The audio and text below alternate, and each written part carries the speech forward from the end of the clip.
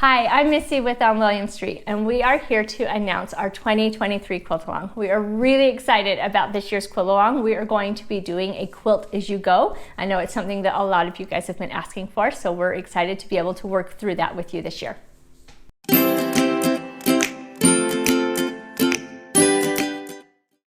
So everything that we're going to be going over today is in the blog post, so make sure you check that out. There's a link below the video so you can get there. And while you're there, don't forget to check out our shop and find your next quilting project. So the block that we're going to be doing is this really fun block. And we did ours scrappy, so you can do your scrappy, or if you don't want to do scrappy, you can just do it all one single color. So we are going to do 12 of these. We went ahead and did a rainbow motif with ours, so pull out all of your scraps and put these together.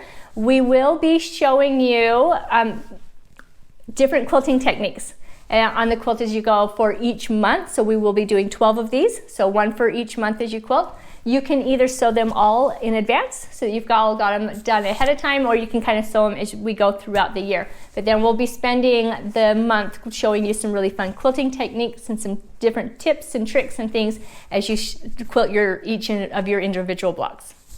The block is going to finish at 15 inches square, so unfinished is going to be 15.5 inches. And then after we add all the sashing and everything to the quilt, we're going to end up with a throw that is about 51 by 70 inches. So the first thing you're going to do is you're going to cut 2 of your colored squares. These are going to be 3 3/4 inches. And then you're going to need to have 24 that are 3-inch squares. And then for our white, or our background fabric, you're going to have 2 that are again 3 3/4 inches. And then you're also going to need 8 3-inch squares. And then we're going to need 8 that are 3 by 5.5 inches. 4 that are 2 by 4 inches. And then 4 that are 2 by 5.5 inches. So the first thing we're going to do is we're going to start off with our center squares. So you're going to take your 3 3/4 inch prints and place your 3 3/4 inch white squares over the top of those. And we're going to draw a line from corner to corner, and then we're going to sew 1/4 inch on each side of that line, making some simple half square triangles. I like to use these heat erase pens. Make sure any pen that you're using, always test it on your fabric first to make sure that it's not going to cause any problems. And that it will come off, because I know some of them don't come off as easily as others.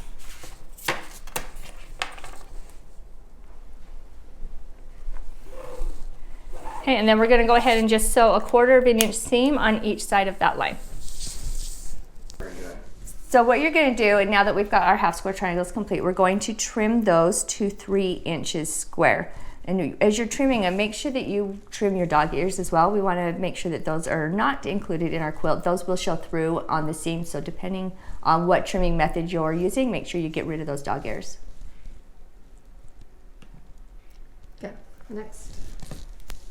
And then to finish this block, it's going to look like a square in a square technique.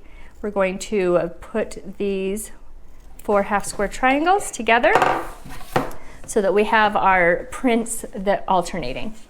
So go ahead and lay them out, and then we'll go ahead and sew the top 2 together, the bottom 2 together, and then we'll sew them together, and we'll end up with a square in a square block.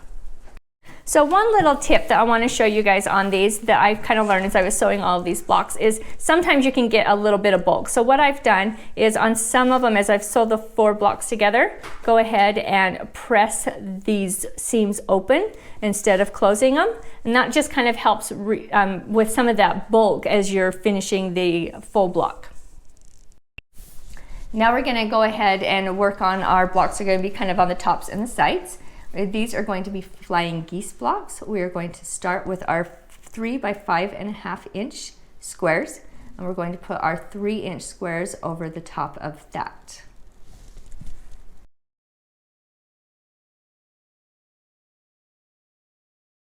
And again, we're going to draw a line from corner to corner.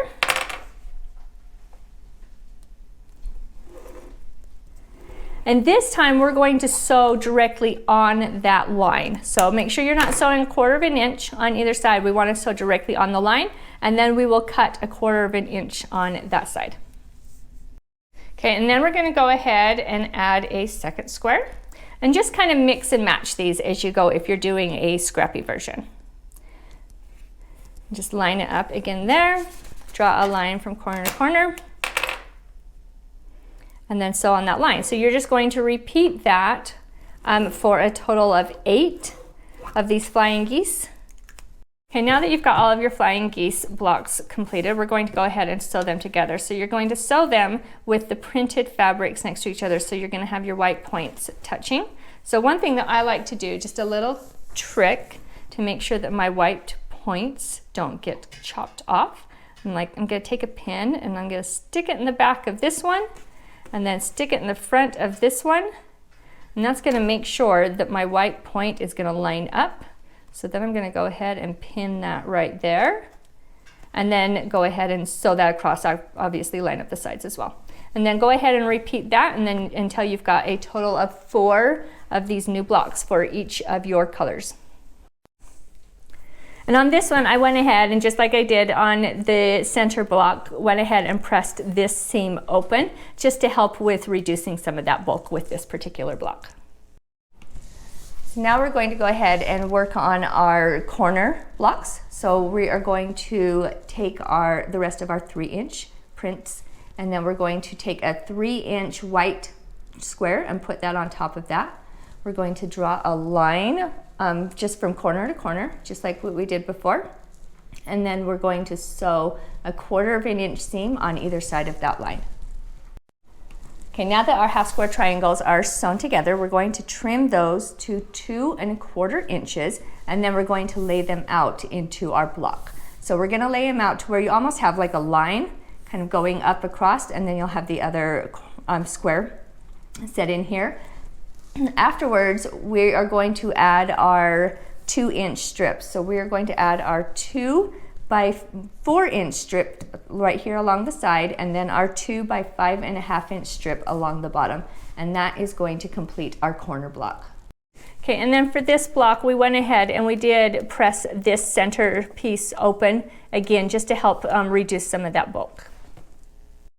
Okay, now that we've got all of our squares sewn together, we're going to go ahead and lay it out. So your square in a square is going to be your center block.